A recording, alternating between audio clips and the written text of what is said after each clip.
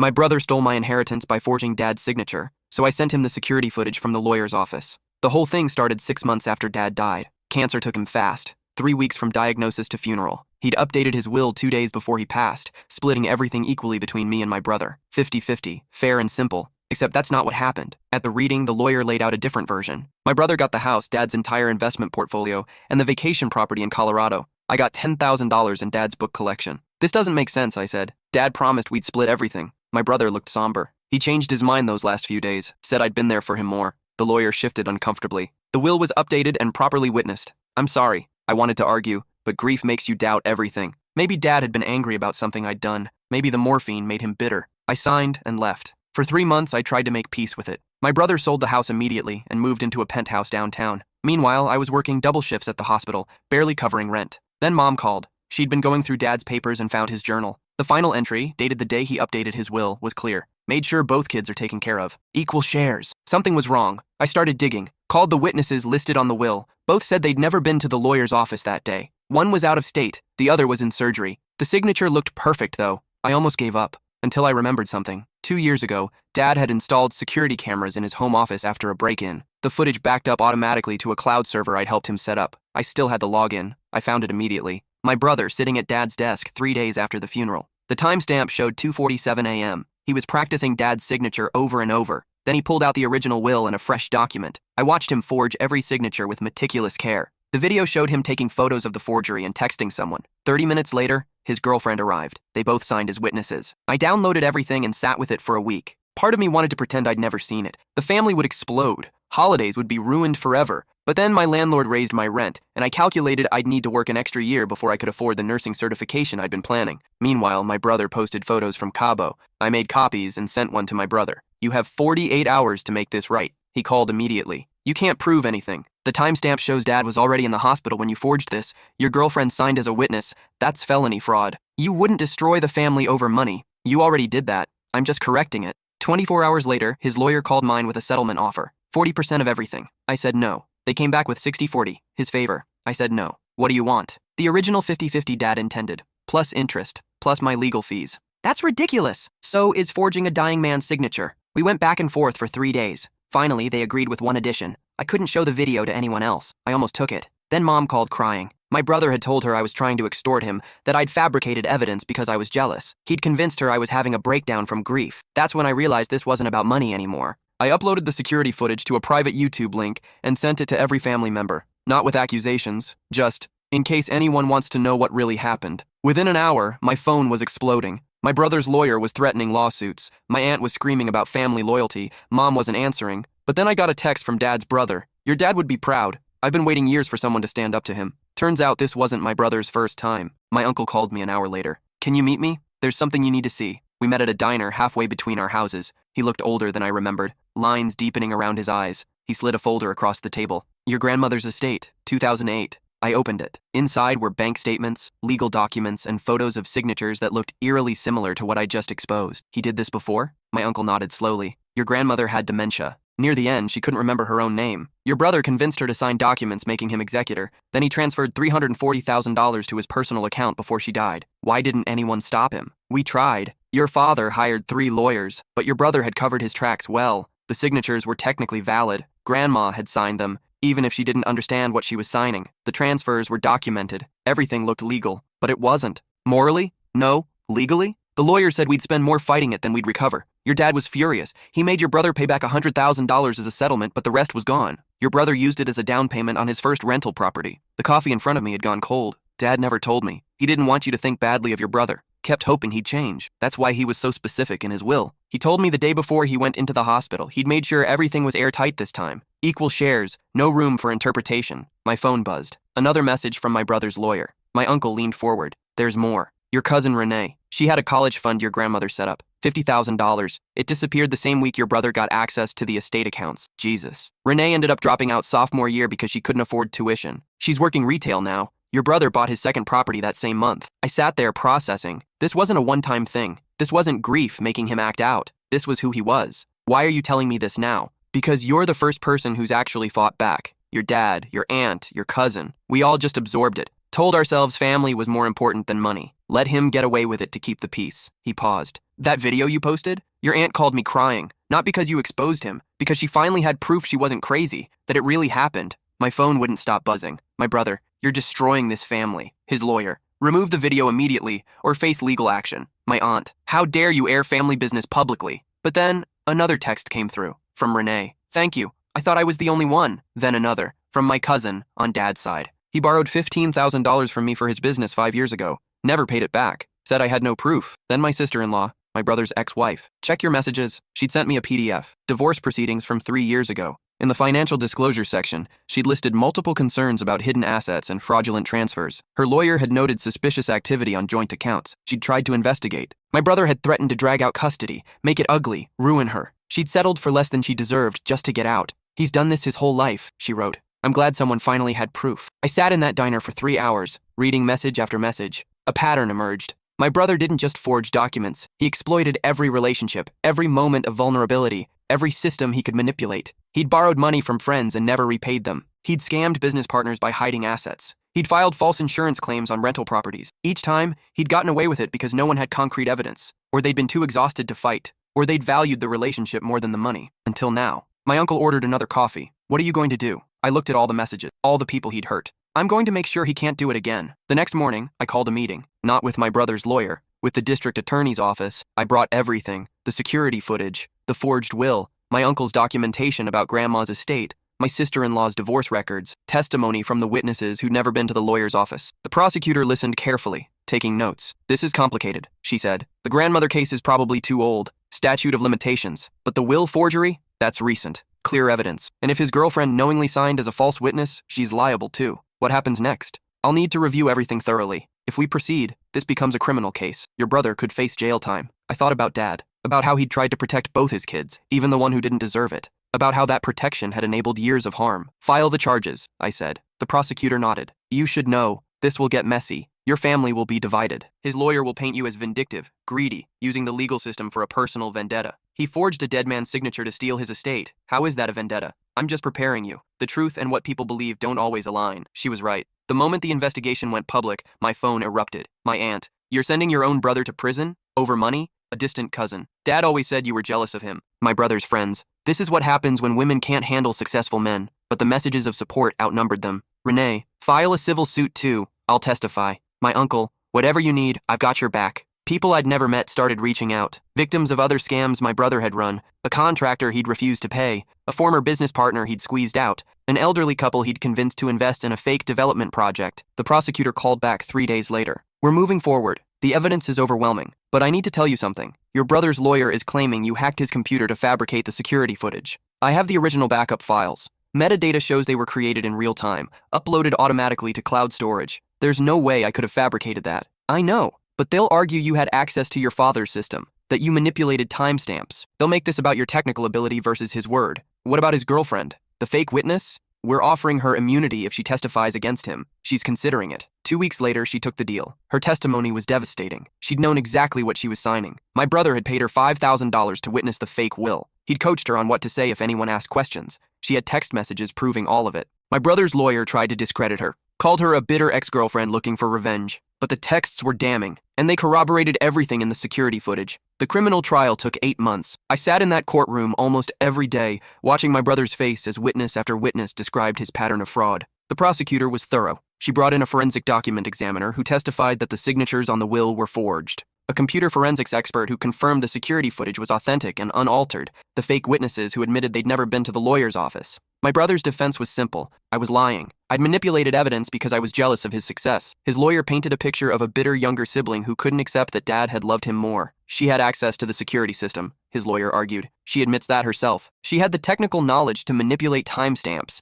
edit footage, create a convincing fake. On cross-examination, our prosecutor asked the computer forensics expert if that was possible. Theoretically, perhaps, but it would leave traces, digital fingerprints that would be visible in the metadata. I examined the files thoroughly. There's no evidence of manipulation. The timestamps align with automated backup logs from the cloud service. The footage is continuous. No cuts or edits. Unless she's a master hacker with expertise beyond anything I've seen in my career, this is authentic. The jury deliberated for 6 hours. Guilty on 2 counts of forgery. Guilty on 1 count of fraud. My brother's face went white. Sentencing was scheduled for 6 weeks later. The prosecutor asked for the maximum, 5 years. His lawyer pleaded for probation, painted him as a grieving son who'd made a mistake in a moment of weakness. He's already lost everything, his lawyer said. His reputation, his business relationships, his family. Isn't that punishment enough? I'd been given the opportunity to make a victim impact statement. I stood in front of the judge and thought about what to say. I didn't want this, I started. I wanted to believe my brother made one mistake. That grief made him act irrationally. That underneath it all, he was still the person I grew up with. My brother wouldn't look at me. But this wasn't one mistake. This was a pattern spanning decades. He stole from our grandmother when she was vulnerable. He stole from our cousin's education fund. He defrauded his ex-wife. And finally, he stole from our father. A man who loved him despite everything, who kept giving him chances, who protected him, even when he didn't deserve it. I pulled out a piece of paper. Dad's journal entry. The last thing he'd written. My father's final wish was simple. Take care of both kids equally. He was explicit about it. He documented it. And my brother destroyed that wish before Dad was even in the ground. The judge listened carefully. This isn't about money. It's about someone who sees other people as resources to exploit, who uses family bonds as cover for criminal behavior, who counts on love and loyalty to get away with harm. I looked directly at my brother for the first time. I loved you. I made excuses for you. And that enabled you to hurt more people. I'm done protecting you from consequences. The judge sentenced him to 3 years in prison. Not the maximum, but enough. As they led him away, he finally looked at me. I hope you're happy, he said. You destroyed everything. No, I replied. You did that yourself. The civil suit was easier. With a criminal conviction, the burden of proof was already met. My lawyer filed for full restitution of the estate, plus damages. My brother's assets were seized and liquidated. The penthouse, the rental properties, his investment accounts. It took another year to sort through everything, to identify what had been purchased with Dad's money versus his legitimate earnings, to separate the layers of fraud from actual business. In the end, I recovered almost everything Dad had intended to leave me. Not just the 50%, but the years of interest and growth the estate would have had. I set aside a portion for Renee, enough to finish her degree. Another portion went to the elderly couple he'd scammed with the fake development project. The rest went to establishing a legal fund for elder fraud victims, in Dad's name. Mom didn't speak to me for 6 months after the sentencing. He's still my son, she said when she finally called. I know. You could have just taken the settlement, gotten your money and moved on, and let him do this to someone else? Let him keep thinking he's untouchable? She was quiet for a long time. Your father would have been heartbroken, she finally said. Dad was heartbroken. That's why he was so specific in his will. He knew exactly who his son was. He just kept hoping he'd change. And you think prison will change him? No, but it'll stop him from hurting anyone else for a while. 2 years later, Mom showed up at my apartment unannounced. She looked tired, older. I got a letter from him, she said, from prison. I made coffee while she sat at my kitchen table. He says he's found God, that he's different now, that he wants to make amends. I'd heard this before. During the trial, he'd claimed he'd changed, that he'd seen the error of his ways, right up until he got on the stand and called me a liar. What do you want me to say, Mom? I want to know if you'll give him another chance when he gets out. I thought about Dad's journal, about all the chances he'd given, about Renee dropping out of college, about the elderly couple who'd lost their retirement savings. He can make amends by leaving me alone, by living honestly, by not exploiting the next person who trusts him. So that's it? You're just cutting him out forever? I'm protecting myself. There's a difference. She started crying. I just want my family back. We were never the family you thought we were. He made sure of that. 3 years and 2 months after he was sentenced, my brother was released early for good behavior. I heard about it through a family friend. He moved to another state, took a job in sales. 6 months later, he called. I want to talk, he said. I don't. I've changed. Prison gave me time to think, to realize what I did. Good. Keep that realization. Apply it to your new life. Leave me out of it. So you're never going to forgive me? I thought about that word. Forgive. Forgiveness isn't about letting you back into my life. It's about me not carrying anger anymore. And I don't.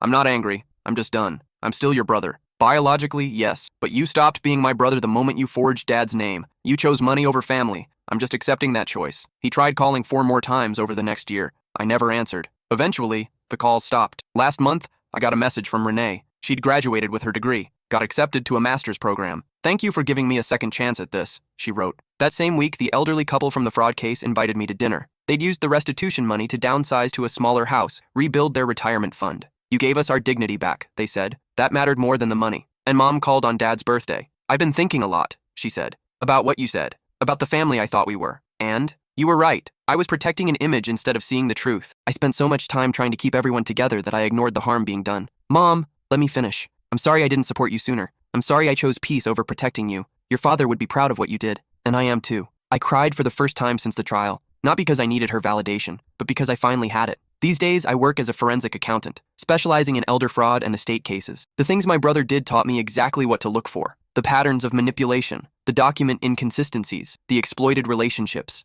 I've helped recover millions for families who've been victimized. Each case, I think about Dad, about how he trusted the wrong person, about how that trust was weaponized against him. And I make sure other families get justice that doesn't come too late. My brother reached out again last year, not directly, through Mom. He wants you to know he's remarried, has a kid on the way, says he's living honestly now. Good for him. He was hoping you might want to meet the baby. Start fresh. I thought about that baby. About what kind of father my brother would be. If he's really changed, he doesn't need my validation. He can just live honestly and be a good parent. That's what making amends actually looks like. So that's still a no? That's a no, Mom sighed. I keep hoping you'll soften. That time will heal this. Time didn't heal what he did, Mom. It just gave me distance from it. And that distance showed me I'm better off without him in my life. He's family. Family isn't an excuse for harm. It's not a free pass for exploitation. It's supposed to be the people you trust most, not the people who hurt you most. She was quiet. When did you get so wise? When I stopped pretending love meant accepting bad behavior. This morning, I got a letter. From my brother, forwarded by Mom. I almost threw it away without opening it, but curiosity won. Inside was a single page. You were right about everything. I spent 3 years in prison telling myself I was the victim, that you'd been jealous, vindictive, unfair. I believed my own lies because accepting the truth meant admitting I'd destroyed our family for money. I'm not asking for forgiveness. I don't deserve it. I'm not asking to be in your life. I understand why I can't be. I'm just telling you that you did the right thing. Not just for you, but for me too. Prison was the first time in my life I couldn't manipulate my way out of consequences. The first time I had to sit with what I'd actually done. I have a daughter now. When she's old enough to ask about my past, I'm going to tell her the truth. That her father was a criminal. That he hurt people who loved him. That he got what he deserved. And I'm going to tell her about her aunt who had the courage to demand justice even when it cost her everything. You'll never hear from me again. I'm writing this so you know. You made the right call. Every single time. I hope you're happy. You deserve it. I read it 3 times. Then I put it in a drawer and went to work. Because that's the thing about closure. Sometimes it shows up when you've already moved on. Sometimes the best response is to just keep living well. Last week I closed on a house. Nothing fancy, but it's mine. Paid for with money I earned myself, not money I stole from anyone. The first thing I hung on the wall was a photo of Dad. Next to it, I framed his journal entry, the one about making sure both kids were taken care of equally. Not because I'm still angry, but because I want to remember why truth matters more than peace. Why protecting someone from consequences isn't love, it's enabling. Why sometimes the hardest thing you can do for family is refuse to let them hurt you. Yesterday, I got coffee with Renee before her first day of graduate school. Do you ever regret it? She asked. Going after him so hard? I thought about it. Really thought about it. No, the only thing I regret is not seeing it sooner. Not protecting Dad's wishes from the start. Your family, though, you lost most of them. I lost people who valued image over integrity. That's not really a loss. She smiled. I'm glad you exist. I'm glad someone finally said enough. Me too. Tonight, I'll go home to my house, the one I earned honestly. I'll make dinner in a kitchen that doesn't carry the weight of resentment. I'll sleep in a bed without nightmares about what I should have done differently. Because I did do it differently. I refuse to be the person who looked away. I refuse to protect a predator just because we shared DNA. I refuse to value false peace over real justice. My brother stole my inheritance. I took it back. Not just the money, but my self-respect, my integrity, my peace. And that, more than any amount in a bank account, was worth fighting for. The elderly couple from the fraud case asked me to speak at their church last month. They wanted me to share my story for other families dealing with financial exploitation. I almost said no. I don't like being in the spotlight, never have. But then I thought about all the messages I'd received during the trial. All the people who'd said, I thought I was the only one, so I went. The room was packed. About 60 people, most of them over 70. I told them about Dad, about the will, about finding the security footage. The hardest part wasn't the legal battle, I said. It was accepting that someone I loved was capable of that harm. We want to believe the best in people, especially family. And predators use that belief as a weapon. An elderly woman in the front row raised her hand. What if it's happening right now? How do you know? I pulled out a handout I'd prepared. Red flags for financial exploitation. Trust your instincts. If something feels wrong, it probably is. If someone's isolating you from other family members or controlling your access to financial information, that's a warning sign. If they're pressuring you to sign documents without letting you read them carefully or consult others, stop. But what if it's family? Another woman asked. What if accusing them ruins everything? What's being ruined? An honest relationship or the illusion of one? The room went quiet. If someone is genuinely trustworthy, they'll understand your need to verify. They'll welcome transparency. They'll want you to feel secure. Anyone who reacts with anger or accusations when you try to protect yourself, that tells you everything you need to know. After the talk, people lined up to speak with me. One woman. My son-in-law is a lawyer. He's handling my estate. Should I get a second opinion? Always. Even with people you trust completely. It's not about suspicion, it's about good practice. A man. My daughter borrowed $30,000 for a business. She promised to pay it back, but it's been 3 years. Am I wrong to want it in writing now? You're not wrong. And if she's offended by you wanting documentation, that's a red flag. An older gentleman waited until everyone else had left. My grandson forged my signature on some checks, he said quietly. I reported it to the bank, but not to the police. He's only 19. I don't want to ruin his life. Did reporting it to the bank stop him? He shook his head. He did it again. Different account. Then you're not protecting him. You're enabling him to hurt others. The kindest thing you can do for him and his future victims is let him face consequences now, while he's young enough to change. The man's eyes filled with tears. He's my grandson. I know. and that makes it harder, not easier. But love isn't about shielding people from the results of their choices. It's about believing they're capable of better and holding them to that standard. He left with my card and a promise to think about it. 2 weeks later, he called. He'd filed a police report. "I wanted you to know," he said. "My grandson was arrested yesterday. He's furious with me. Half the family has stopped speaking to me. I'm sorry." "Don't be." I found out he'd been doing this to 3 other relatives. They were all too afraid to report it. Once I spoke up, they came forward too. If I'd acted sooner, I could have prevented that. You acted when you were ready. That's what matters. He's getting a court-appointed lawyer. They're talking about a plea deal, restitution and probation if he admits what he did and completes a financial ethics program. That's good. Real consequences, but with a path forward. His mother, my daughter, she called me a monster, said I was destroying her son over money. I heard the same thing. How did you deal with it? I remembered that protecting him from justice wasn't love. It was cowardice disguised as compassion. He was quiet for a moment. "Thank you for giving that talk, for sharing your story. It gave me the courage to do the right thing." "You gave yourself that courage. I just confirmed what you already knew." These calls happen weekly now. People who heard about my case, found my consulting website, reached out for advice. Most of the time, they already know what they need to do. They just need someone to tell them it's okay, that putting boundaries on family isn't betrayal, that choosing self-protection over false harmony isn't selfish. 3 months ago, I was contacted by a documentary filmmaker. She wanted to make a film about familial financial fraud. "Your case is perfect," she said. "You have everything. Documentation, video evidence, a clear resolution, and you're willing to talk about it. I don't want to be on camera. We can use actors for reenactments, but I'd love to interview you about the emotional journey, about what it takes to go up against family." I thought about it for a week, finally agreed with conditions. My face would be obscured, my voice altered. Any identifying details about my brother changed to protect his daughter. She didn't ask for any of this. The interview took 6 hours. The filmmaker asked questions no one else had. "Did you ever doubt yourself?" "Every single day, right up until the verdict." "What was the worst moment?" "When Mom said I was destroying the family, because part of me believed her. Part of me still does." "Do you think you destroyed it or revealed what was already broken?" I had to sit with that question for a long time. Both, maybe. I revealed the cracks, but revealing them made everything crumble. So even if the foundation was flawed, I'm still the one who brought the walls down. Do you regret that? I regret that it was necessary. I don't regret doing it. The documentary releases next month. Already it's getting attention at film festivals. The filmmaker told me it's resonating with people because everyone has a family member they've made excuses for. Everyone has a boundary they should have enforced but didn't. You gave them permission to stop being complicit, she said. I don't know if that's true, but I hope it is, because the only thing worse than going through what I went through is knowing other people are going through it right now and feeling like they're alone. Last month, something unexpected happened. I got a Facebook friend request from my brother's ex-wife. I accepted, and she messaged immediately. "I saw you're doing advocacy work now. I wanted to thank you again. What you did didn't just expose him. It validated years of gaslighting I'd experienced." We met for lunch the next week. She'd remarried, had another kid, was working as a paralegal. "I blamed myself for so long," she said. "Thought I was paranoid, vindictive, unable to let things go. He'd convinced me I was the problem. He's good at that. After your trial, I went back to therapy, worked through everything with a clearer perspective, understanding that it wasn't me, that I'd been right all along, that changed everything." "How's his daughter?" I asked carefully. She smiled. "She's 12 now. Smart, funny. She knows her dad was in prison. She knows why." I was honest with her when she asked. How did she handle it? Better than I expected. She said, "So he did bad things and you left to protect me." I told her yes. She said that made sense. "Does he see her?" "Every other weekend. He moved back here last year. She's cautious with him, which I think is healthy. She loves him, but she doesn't trust him completely.